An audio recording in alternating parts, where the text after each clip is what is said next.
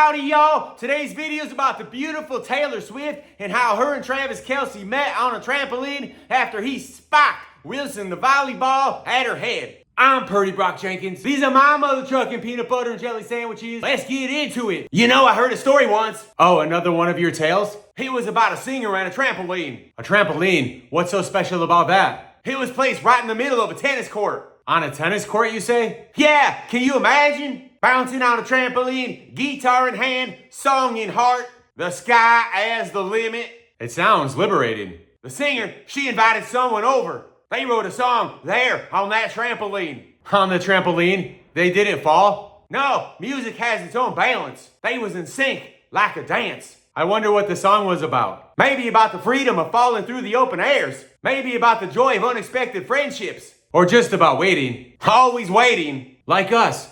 Waiting for something. Do you think they ever found what they were waiting for? Who knows how long they was out there? I'd like to hear that song. Maybe one day when the wind is just right and you tilt your head a certain sideways, it'll carry the melody to us. Who was the singer anyway? Taylor. Taylor Swift? Old camera hogging blondie herself.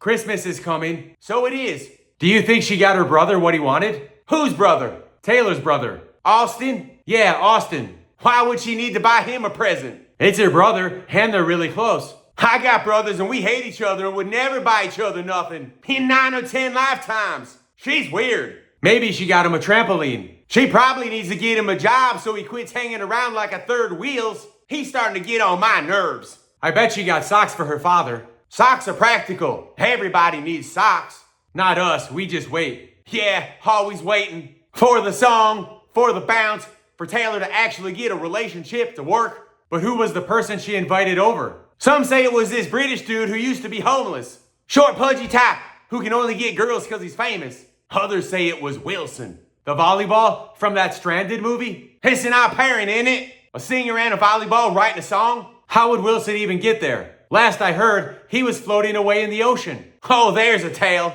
They say Travis Kelce of the Kansas City Chefs found Wilson floating along in the noonday sun. Kelce, the football player? Yeah, but picture this. Kelce's in full football gear, running off the beach somewhere in Guatemala's, and along comes Wilson floating on up. That's a sight. Did he scoop him right up? Grabbed him and kept right on playing his volleyball game, as though it was the same ball that he had just spiked in the water. Classic Kelce. Didn't even notice he had found a castaway. He took Wilson home with him after that.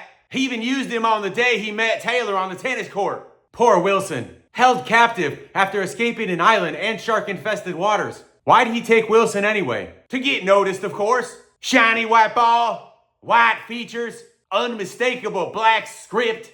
Wilson sure is a game changer. Having him around is like a status symbol. Catches everyone's eye right away. So he sets up on the court right next to where Taylor was writing the song on that trampoline. With every spike and serve, he was hoping she'd notice and swoon some affection in his direction. And so he hit Wilson so hard that the volleyball ended up on the singer's trampoline. You heard this story before? The ball hit her in the head so hard when she was in mid-jump, guitar in hand. The other guy, Wilson, whoever it was, tried to catch her, but he got hit by the guitar. Kelce ran over like diving for a game-winning touchdown pass, catching hers just in time. Like a hero in Wide World of Sports. A football player, a blonde singer, a volleyball, and a trampoline. Quite the ensemble. Life stories are often unexpected. Just like us, waiting here. Just like us. Waiting for Wilson maybe? Or Kelce. Or the song. Or the next bounce of life. What a twist. But we still don't know what the song was about. Tom Hanks maybe? The man who once called Wilson a friend?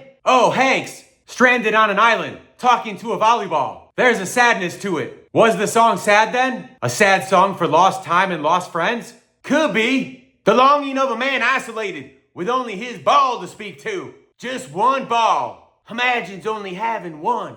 Or maybe it was scary. A haunting feeling of loneliness. The terror of being in a onesome. And in the middle of all that, a trampoline. Maybe the trampoline represents hope. Hope that no matter how many times you come down, you still have a chance to soar. Like when you get knocked down, you needs to get up. But did Tom Hanks find hope in the song? Maybe he did. Maybe they all did. The singer, the football player, and the volleyball.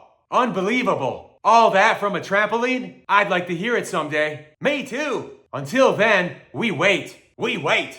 But all this talk of singing, balls, and trampolines, I still wonder what Travis said to Taylor after he beamed her. Oh, on the tennis court? I can only imagine. Travis, the towering figure in his football pads, and the singer with her broken guitar, and the other guy's face. Did he stutter? Was he taken aback by her presence? Or was it the other way around? I'd like to think that even as someone as confident as Kelce might have been a bit nervous, meeting someone of her stature, her talent, maybe he fumbled over his words, trying to find the right thing to say. Hey, hello, I'm T-Rav. I, play for the Chefs. You might have seen me on the box tube thing. And she'd smile, that enchanting smile of hers, replying, of course I've seen you play. And well, you've definitely seen my trampoline. A moment of shared laughter breaking the ice. But did he fall in love immediately? Was it her voice, her presence, or just the magic of a trampoline? Love is a strange thing, isn't it? It strikes when you least expect it. Maybe in that brief interaction, in the middle of the bouncing and the songwriting, there was a spark. Like the Big Bang? You think that's when she got a copy of his jersey? Or did he gift one to her later as a memento of their unique encounter?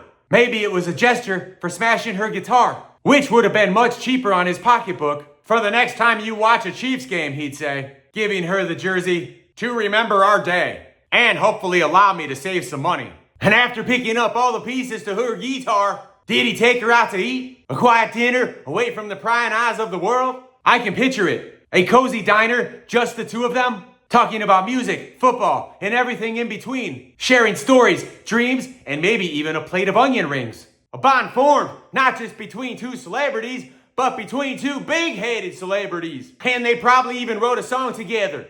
Did it become a hit? With the magic of their encounter, how could it not? It would have resonated with many, a tune that many would hum and dance to. The world must have been abuzz. Have you heard the new song? It's mesmerizing. And among all the fame and the spotlight, the two of them would share a secret, a story known only to them, a trampoline, a volleyball named Wilson, and a chance meeting. And as time passed, would they look back on that day with fondness? A cherished memory, a moment that changed their lives in ways they never expected? Who knows? Maybe they'd meet again on another tennis court, with another song in their hearts. Until then, the world would have their song, a tribute to their unique bond, a bond of coincidence, though not really since Travis planned the Spike Wilson at her, of love, which remains to be seen, and the unexpected twists of a soap opera, which happen to every celebrity's life. And as we stand here waiting, we can only wonder if there were any other twists to the story. What do you mean? Like, what if someone interrupted their serene moment? Someone like Jason. Jason? You mean the one who always shows up unannounced?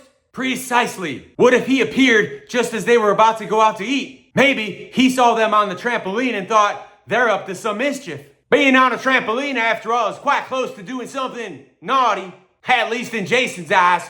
He's always had quite the vivid imagination. And so he comes rushing in, a worried look on his face, asking, "What are you two up to?" Although he doesn't actually speak it. Kelce, caught off guard, he'd probably stutter again. We're just writing a song. Then readjusting his cup. Honest.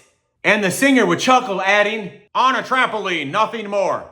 And then pulling her skirt down. But Jason, ever the skeptic, would raise an eyebrow and tilt his head to one side. On a trampoline, he'd think? That's a new one. She'd laugh. Well, it's a first for me too, but it was fun, innocent fun. Jason would then look between the two, trying to gauge the truth. All right, he'd be thinking, but no more trampoline songwriting. It's too unconventional. They'd nod, but once he leaves, they'd burst into laughter. And maybe, just maybe, they'd decide to skip dinner and instead opt for a quiet evening at home with Uber Eats, away from prying eyes and unexpected guests. An easy night at home filled with music, laughter, and maybe a bit more of trampoline fun. Because sometimes being a little unconventional is just what celebrities do. And as for Jason, he'd forever wonder about that mysterious trampoline song. Never quite sure what really transpired that day. But for the singer and Kelce, it would be a memory they'd cherish. A day of playful banter, unexpected encounters, and the freedom to be a little mischievous. You know, with all this talk of trampolines and songs, I wonder if she serenades him daily. Oh, the image of it. The singer with her melodic voice, Singing to the towering football player in full football gear. A daily ritual, maybe? Good morning, T-Rav, she'd croon, her voice a-floating in the morning airs. You ready for today's song? And Kelce, ever the sport, would nod, maybe even joining in with his own playful tune. They'd make quite the duo. But tell me, do you think she ever commented on his position? You mean if she ever mentioned his nice tight end? Exactly, it would be a playful joke between them. Nice play, tight end, she'd tease after one of his games. Oh, the teasing they'd share. And speaking of play, do you think he ever tosses her the football? Most certainly. They'd be in the backyard and he'd throw her a perfect spiral. Catch, songbird, he'd yell. And she, being ever so graceful, would catch it, only for him to playfully try and tackle her. A gentle tackle, of course. More like a long hug, really. Their laughter echoing the airs. Their days filled with loud beats, balls, and a bond that only rich people can understand. A blend of two worlds, like Beauty and the Beast.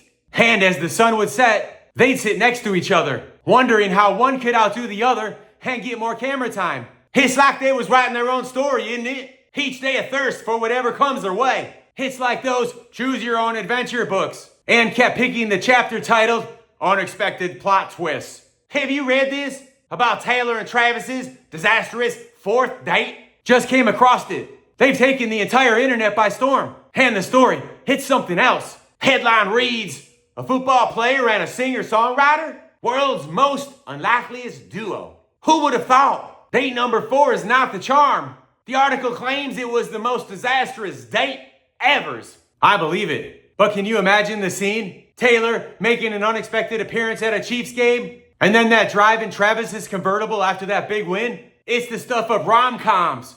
And then there's this bit about how Travis, he'd been trying to capture her attention for ages. Even before the trampolines incident. He'd been making her a friendship bracelet with his phone number. That's bold. Very bold. But also kind of sweet, in a way. And then there's his brother Jason, trying to play it cool, suggesting Taylor was still upset about the Super Bowl. Classic sibling rivalries. But the twist here? Taylor being recommended to Travis by the water boy. That's unexpected. Everything about their story is unexpected. But the real question is, was their dinner date truly disastrous? Or was this all just media hype? Well, they were seen holding hands, attending events, even causing a stir at Chick-fil-A because they wanted something other than chicken. But the real scoop? Some are saying it's a publicity stunt. A stunt? Taylor Swift, the queen of storytelling, needing a stunt? That's what some skeptics are saying. Travis's endorsements, Taylor's past relationships, it's all being dissected. But with all this drama and speculation, there's a genuine connection, isn't there? Their chemistry, the way they light up around each other, that can't be faked. True, whether it's a marketing strategy or true love, one thing's for sure, they've captivated everybody's attention, and I'm here for it. Me too. After all, love stories often begin in the most unexpected places. And who are we to question the twists and turns of the heart? That's right. In the end, all that matters is their ratings. If his jersey sales and her music sales go up, then that's a story worth celebrating. That would be a win-win for both. You know, there's something about Taylor's sudden interest in the chefs that's odd to me. I thought so too. I mean, why the Chiefs? Why football? It's not like she's known for being a die-hard fan before. Precisely. What if, and hear me out,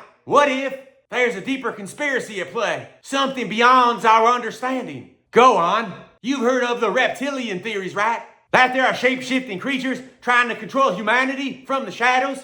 You think Taylor might be one of them? Think about it. Humans love football. It's a universal passion. If you wanted to control humanity, wouldn't you start with something they love most? And she's targeting the chefs, perhaps trying to bring them down and crush our spirits. That's a chilling thought, but it makes sense. By capturing our hearts through football, she gains control. The perfect plan. And if she's successful with football, what's next on her list? What's another thing humans love? YouTube? It's a platform that billions visit daily. If she gains control over that, she'd have an unprecedented influence. And after YouTube, maybe big brands, Nike, the symbol of athletic achievement and resilience. And don't get me started on luxury cars. Imagine her influence if she took over brands like Mercedes and Tesla, the sheer power she'd wield. This conspiracy, if true, is vast and terrifying. One by one, she take control of everything we hold dear. But the real question is, why? Why control us? What do the reptilians want? Maybe it's about dominance, control, or maybe they feed off our emotions, our passions. And by taking over what we love, they ensure a constant supply. What can we do?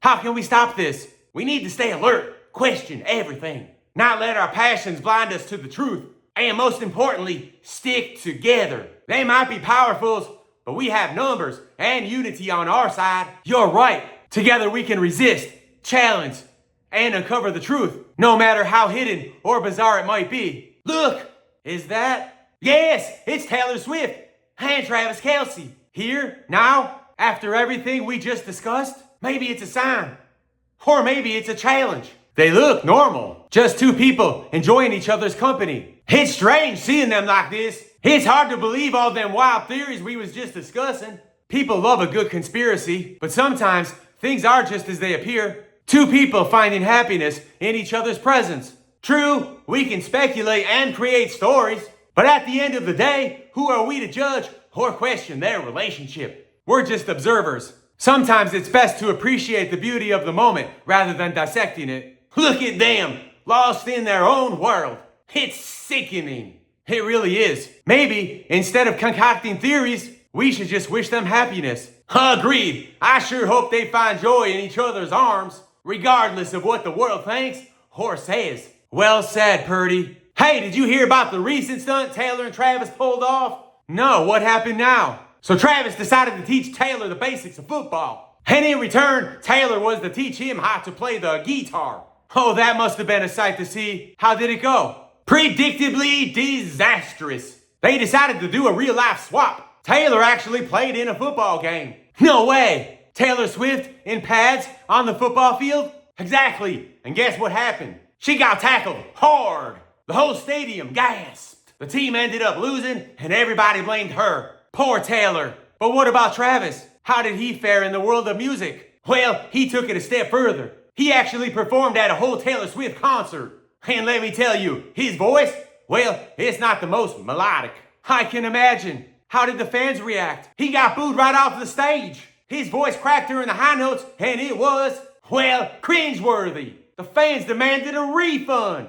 Oh, that's just brilliant. I wish I'd been there to see it. Two worlds colliding in the most hilarious way. It just goes to show, sometimes you best stick to what you know. But you have to admire their courage to step out of their comfort zones. Absolutely. They might not have been successful in their attempts, but they sure gave everyone a good laugh. And sometimes, that's all that matters. True, they sure know how to keep things interesting, to say the least. That reminds me, have you heard the latest rumor about Taylor? Which one? There seems to be a new one every day. This one's juicy. Word has it that Taylor, she's actually an undercover agent. An undercover agent? What are you talking about? Listen closely. They say she's been sent to gather intel on the chef's game strategies. And here's the kicker. She's actually dating Russell Wilson. No way. So the whole thing with Travis Kelce is a ruse. She's using her charm and wit to get Travis Kelce to spill the beans on the chef's game plan. But why? Why would she do something like that? Competition, my friend. The world of sports is fierce. Maybe Russell Wilson or his team wanted an edge. And who better than Taylor Swift to get close to the anima? It's brilliant in a twisted way. Everyone would be focused on the budding romance, completely oblivious to the ulterior motive. Exactly. While everyone's swooning over their dates and duets, she's secretly gathering intel. It's like a real-life spy movie. But what if Travis finds out? Imagine the heartbreak, the betrayal. Oh, it would be catastrophic. But then again, maybe he's in on it too. Maybe they're both playing a game. This is too much. Taylor Swift, the pop star turned secret agent? It's hard to believe. Sometimes truth is stranger than fictions. But if it's true, I must say, it's a bold move. Using love as a weapon, a tool for espionage. The world of celebrities never ceases to amaze me. Just when you think you've heard it all, something like this comes up. Indeed, but there's more. After the whole undercover agent fiasco, what now? It seems like Kelce might be onto her. Rumor has it, he sent Jason to deal with her. Jason? Why? To confirm if the rumors is true. If she really is spying for another team. They probably think Jason can get close without raising suspicions. Makes sense. So what did he do? He took her camping, just the two of them, you know, to bond, and to have a heart-to-heart, and to put her in vulnerable positions. Oh wow, it's all part of the plan. At one point, he either tells her to go pee in the forest or meet him by the lake. But then, what? Don't leave me hanging. He never shows up, just leaves her there, stranded. That's cold, really cold. Do you think he was trying to scare her, or was it a test? Could be both. Maybe he wanted to see if she'd panic, give herself away. Or maybe it was a warning, telling her to back off. But what if something happened to her? The forest can be dangerous at night. I think that was the point, to put her in a vulnerable position, to make her feel the weight of her actions. Have Jason scare her with his machete. That doesn't sound like Jason at all. Why would he have a machete? What if she gets hurt? Jason always carries a machete. I thought he always carried a football. I never took him much for a sports guy. He ain't never carried a football as far as I knows. Isn't he the center for the Eagles? I see him snapping every play. You got's the wrong Jason. I'm talking about the guy with the hockey mask and the mechanic's outfit. You know, from Camp Crystal Lake. Whoa, then that's really dangerous. That's the risk they're both taking. This world of deceptions, of secrets and lies. It's bound to catch up with them. I just hope they both come out of it unscathed. Love, even if it started out as a ruse, is a powerful thing. It can change people. True, but for now, all we can do is watch and wait. See how this intricate web of deceit unravels. I just hope it doesn't unravel to the point of someone getting hurt. Speaking about unraveling, did you hear about the recent incident? No, what happened now? Taylor got jealous. Really jealous. Over another woman? No, over Christine. Christine? Who's Christine? Not who, what? Christine is Travis's car. You know, from that 1980s movie. Oh, that Christine. The one with a mind of its own that Stephen King wrote about. The one that's alive. Exactly. Rumor has it that Travis has been spending a lot of time with Christine, fixing her up, taking her for drives. He's even been inside her for days. His whole body, in her front and back, under her hood, been adding fluids to her pipes and wiping her down, getting her wet, putting bubbles on her, lathering her up, rinsing her, and repeating. And Taylor, she's not too pleased. Jealous of a car that's rich. It's not just any car, it's Christine. She can be quite possessive. Remember how she used to get rid of anyone who came between her and her owner? Creepy, but why would Travis want such a car? It's literally a death trap. Maybe it's the thrill, the danger. Or maybe he's trying to make Taylor jealous. Get back at her for the whole undercover agent thing. This is turning into quite the soap opera. First, espionage, then betrayal, and now a jealous car. And let's not forget the possibility of Christine taking matters into her own tires. If she sees Taylor as a threat, who knows what she might do? I hadn't thought of that. This could get really ugly, really fast. It's a tangled web they've woven. I just hope they all come out of it in one piece, especially with Christine in the mix. Only time will tell, but one thing's for sure, life's never dull when Taylor and Travis are involved. Isn't that the truth? Now there's a new twist. Another one. What now? Taylor was seen with Herby. Herby, the love bug from that Disney movie? That's the one. They say she's quite taken with him. He has a gentle personality, not like Christine's fiery temper. Well, after all the chaos with Christine, I guess Taylor needed a break. And who better than the charming Herby? Exactly. He's kind, friendly, always looking out for those he cares about. A stark contrast to the unpredictable nature of Christine. I can see the appeal. No drama, no danger. Just a fun ride with a car that has a heart of gold. Plus, Herby has been around. He's experienced, wise. Maybe Taylor sees him as a stable presence amidst all the chaos. It's a cute pairing, isn't it? The pop star and the love bug. A match made in Hollywood heaven. They've been spotted driving around town, top down, wind in their hair.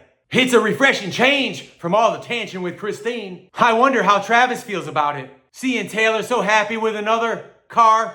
Maybe it's a wake-up call for him to realize what's important and not get caught up in the allure of danger. Or maybe he'll try to win her back. With Herby in the picture, things could get interesting. Either way, I'm rooting for Taylor and Herby. Everyone deserves a little love and happiness, even if it is with a car. True, and in the world of showbiz, where anything's possible, Why not find love in the back of a Volkswagen Beetle? She has a new song out now called Red. Have you heard it? Oh, the one about falling in passionate love and getting your heart broken? No, the one about some red-haired kid spilling an entire soda all over himself at a restaurant. How does someone spill an entire soda on themselves? Was it a big gulp? That's what I've been wondering. How many ounces was that thing? It reminds me of this time when I went out with my girlfriend Rennie. Her brother Jason decided to tag along. Oh no, third wheeling with Jason? Exactly. I was so bummed because there would be no touchy-touchy during the movie. And then, as if to add insult to injury, Jason sits next to me with this ridiculously giant puffy coat. Oh, I can see where this is going. And then, out of nowhere, he drops a soda. And not just any soda, a 90-pound behemoth right onto his own lap. Oh, poor Jason. But 90 ounces? Who even drinks that much? I couldn't help myself. I burst out laughing at him. The look on his face was priceless, soaked in soda and embarrassment. So, what did he do after the great soda catastrophe? He tilted his head to the side and left. Just got up and left. Didn't even say goodbye. I wonder where he went.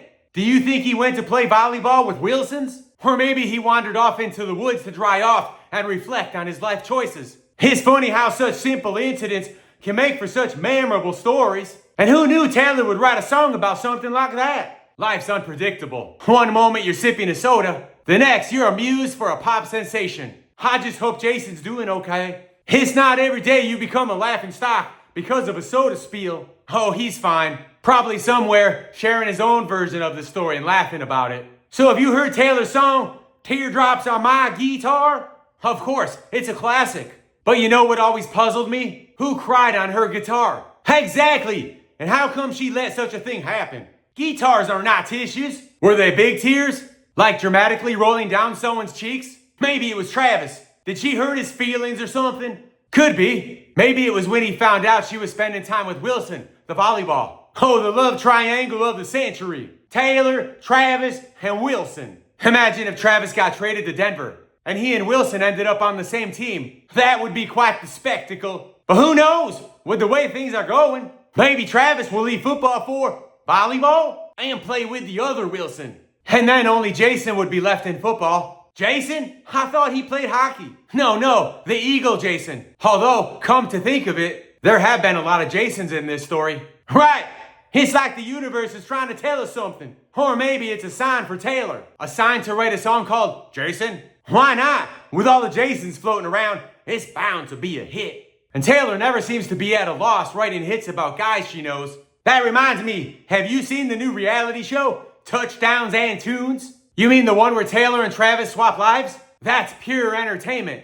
Absolutely. I mean, can you imagine Taylor trying to tackle hand-run drills and Travis trying to hit those high notes? That's comedy gold. Let's break it down, starting with Taylor at the football training camp. Day 1, and she's already flustered with the sheer physicality of it all. Right, I remember that episode where she had to wear the full football gear. She looked so lost in the oversized helmet and pads. And then came the drills. The sprinting, the tackling, the endless running. You could see the determination in her eyes though. She was not going to give up without a fight. And then there was the episode where she tried to throw the touchdown pass. It went not as planned. It went straight into the stands, but she laughed it off. What I admired was her spirit. She took each failure in stride and kept pushing forward. Now let's talk about Travis on the world tour. That first concert, oh boy. Oh, the sheer panic in his eyes when he realized he had to sing in front of thousands of screaming fans.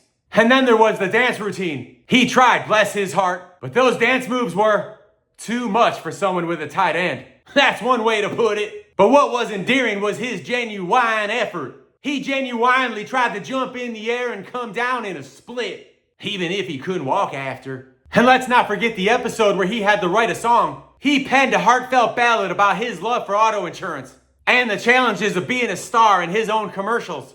It was surprisingly touching. You could see Taylor's influence there. She taught him to channel his emotions into his songwriting. Speaking of challenges, the episode where they had to face their biggest fears was epic. Taylor facing her fear of being stepped on by a 350-pound nose tackle who hadn't showered in a few days, and Travis confronting his stage fright by performing a banjo solo in just his jockstrap in front of a sold-out stadium. It was emotional. Both of them pushed their boundaries and grew as individuals. It was so real. Through all the heartfelt moments, blunders, and laughter, what stood out was their mutual respect for each other's crafts. Absolutely. By the end of the series, Taylor had a newfound appreciation for the physical demands of football, and Travis realized the emotional toll of being a global music icon. The finale was the best part. Taylor, in her football gear, almost scoring a touchdown. I mean, she still had 98 yards to go. And Travis, guitar in hand,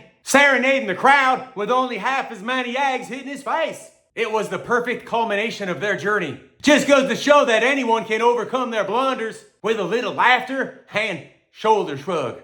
You're right, Purdy. It's all about embracing the ups and downs in life, no matter the stage we're on. So long as the stage isn't Taylor and Travis's new living room, more downs than ups in that place. Oh, I've heard. It's like a museum of their lives collided in one area. Football jock meets music geek meets cats. Exactly. And the centerpiece on Travis's side is that huge glass case with his most prized football jersey. You know, the one he wore during that iconic game. Oh yes, the game-winning jersey. And next to it, that football signed by all his teammates from the championship season. It's a sports lover's dream corner. Don't forget the wall. It's practically wallpapered with action shots of his most memorable plays. Every time he looks at it, he must be reliving those moments. But then, right across the room, you have Taylor's world. The grand piano that she composed so many hits on, standing proud and elegant. And those vintage guitars. Each one has a story, a song, a memory attached to it. They're not just instruments, they're pieces of her journey. And let's not even get started on the cat-themed decorations. Those cushions with the cat faces, the cat statues, even a cat-shaped clock. It's a feline wonderland. And it's so Taylor. Every item screams her personality. Now imagine the two of them trying to decide on the decor. Travis, with his love of pigskins and portraits of himself, scoring touchdowns and mooning people. And Taylor, with her love for guitars and furry friends. I can picture it now. Travis holding up a framed photo of his most significant touchdown, trying to find a free spot on the walls. And Taylor, playfully arguing that her platinum record, with her cat's paw print on it, deserves that spot because it's the perfect blend of music and mischief. Oh, the debates they must have while decorating. Why does the football need its own shelf? Why do we need another cat cushion? It's amazing they can never remodel anything. I bet they could fill an entire show with just their decorating disputes. Funny you should say that. Have you watched the Broadway play they made about them? Called Love on the Line of Scrimmage? What's the premise? So, the story begins with Travis, the star tight end, accidentally walking onto the stage during Taylor's pop concert, thinking it's his football field. How does someone even make that mistake? He's so focused on his game that he doesn't realize he's on the wrong stage until Taylor starts singing and he's caught in the spotlight. I can imagine the audience's surprise. A fully dressed football guy in the middle of a pop concert. And Taylor, being the diva she is, decides to play along. She pulls him into a dance number. And Travis, not wanting to be outdone, he tries to keep up. A tight end trying to dance in football cleats. But in the middle of it all, there's a spark between them. Travis is mesmerized by Taylor's voice. And Taylor is impressed by his moves, clumsy as they may be. But I'm guessing it's not all smooth sailing. Absolutely not. The entire musical is a series of comical mishaps, like a Three Stooges episode. Travis trying to woo Taylor with a football chant, Taylor trying to teach Travis the history of boy bands, and expecting him to pass a test after. Sounds like mixing oil and water. You betcha! There's also a scene where Taylor's dancers are mistaken for Travis's cheerleading squad, leading to a hilarious mix-up. Someone said there's a song where Travis and Taylor try to teach each other what it's like to be in each other's shoes. Yep, it's called Chords and Cleats. Travis tries to explain the rules of football using musical terms, and Taylor sings about the life of a pop star using football plays. That sounds like a showstopper. It is! But the highlight of the musical is the grand finale. Travis has a big game, and Taylor has a concert on the same day. Oh no, how do they manage? With a lot of chaos and confusion, Taylor ends up singing the national anthem at Travis's game, while Travis, thinking he's late for his game, rushes on the Taylor's concert stage in full football gear. Talk about a role reversal. And then there's the scene where Taylor tries to surprise Travis at his football game. She ends up running onto the field during a crucial play, thinking it's halftime. Oh no, that must have been embarrassing. It was, but the audience, they loved it. And then, in another scene, Travis tries to write a song for Taylor, but he's tone deaf and ends up creating a tuneless monstrosity that shatters everyone's glasses. That's so Travis, poor guy. He's trying so hard, right? And it even gets funnier. Taylor takes Travis to a glitzy music award show, and he feels completely out of place. He ends up spilling drinks on A-list celebrities and mistakenly thinks a renowned music producer wants to talk football strategy with him. Awkward. Even I felt embarrassed for the guy. When does Taylor try football? Actually, she gets a taste of it quite unexpectedly. Travis invites her to a team practice, probably thinking she might enjoy watching. Instead, she gets roped into a scrimmage game. Picture Taylor in high heels scrambling to make a touchdown. I'm sold. Where can I get tickets? There's some touching moments too. There's this scene where Travis and Taylor, even with all the crazy stuff going on in their lives, find peace on a quiet rooftop. They talk about their fears and their dreams and the pressures of their professions. It's a moment of vulnerability that reminds the audience of the real emotions behind the laughs. It sounds like the perfect night out. It is, Jimmy, and that's the beauty of it. Despite all the misunderstandings and blunders, their real feelings for each other shine throughs. Every misstep only brings them closer together, showing that love is about understanding and accepting, not living up to some fancy expectations. I see it's being hailed as the must-watch musical of the season. It's the talk of the town, that's for sure. You find yourself laughing and rooting for them every step of the way. Well, I can't wait to see it. A guy famed for his tight end, and a girl famous for turning her loose ends into hit songs, falling in love with each other. It sounds like the perfect recipe for a smash hit. And the best part is, it's inspired by true life events. Who would have thought that a chance encounter on a trampoline, on a tennis court, could lead to such a beautiful love story? It just goes to show, real life can deliver stories even more bizarre than our wildest dreams. You know, Jimmy, with all the wild speculations about Taylor and Travis, it really gets me thinking about how we perceive things ourselves. What do you mean? We've spent all this time discussing them, building narratives, imagining scenarios, but at the end of the day, they's just two regular people trying to find happiness like the rest of us.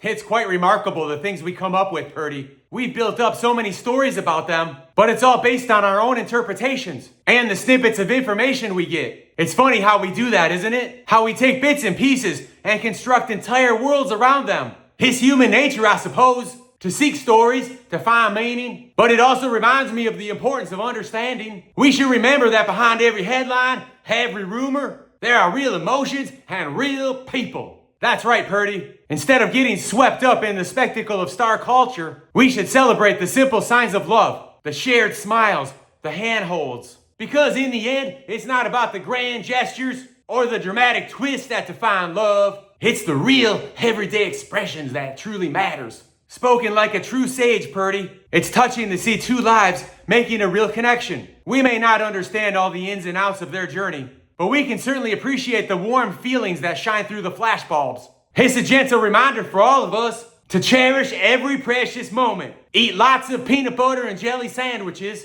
especially the drippy kind, and to always seek the truth behind the tales. Well said, Purdy. Well said. Which reminds me, I was thinking about buying a trampoline. You want to go halves? I was thinking about getting a volleyball. A volleyball? I guess we could combine the two. Imagine a game of volleyball on a trampolines. That's one way to raise the stakes and our heart rates. Count me in, Purdy. Now that's a game I'd like to see. Great, it's a deal then. We'll be the toast of the town. Maybe we'll give Taylor and Travis a run for their money. Who knows? We might just end up as the new dynamic duo of the neighborhood.